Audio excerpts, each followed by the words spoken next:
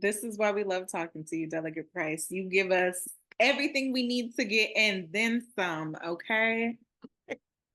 You sponsored a ton of legislation this year, chief patroning several bills that would uphold tenants' rights, provide much needed school funding, and protect our Commonwealth from gun violence. And this is all just to name a few. Can you break down for us the process of developing these types of legislations and what goes behind the scenes to make a bill fit for filing the deadline?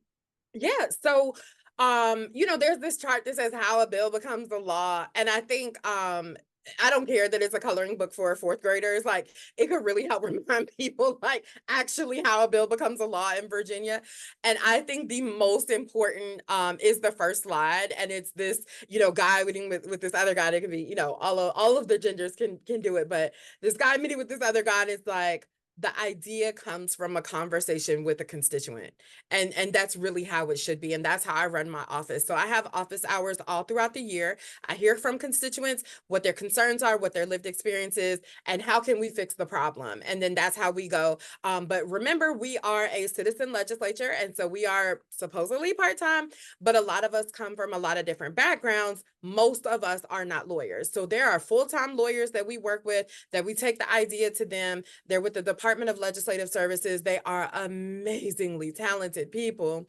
And then we work with them to turn our ideas into legislation that's hopefully sound and constitutional. Now, they usually have to do what the members say, but I love their input where they're like, well, actually, the way the Constitution is set up, or the way the Dillon rule is, and they just have such a wealth of knowledge.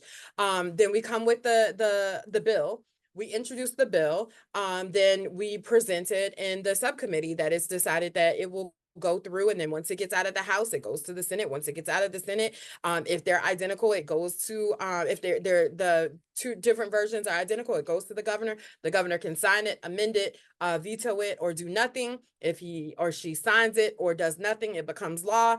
Then we come back in April for the amendment and the vetoes. If we sustain or pass the amendment, then it becomes law. If we if we reject the amendment, it goes back to the governor. Then the governor can sign it or veto it. So it's like a choose your own adventure. But I think, again, the most important thing for your listeners to hear is that our legislation comes from their ideas, their lived experience. If you hit a roadblock in something, or if you see something, you're like, that's not right, we should make a change, then please take that to your legislator, because that is literally where we come up with ideas for bills. Thank you so much for breaking that down for me and all of our listeners out there. That is very valuable information.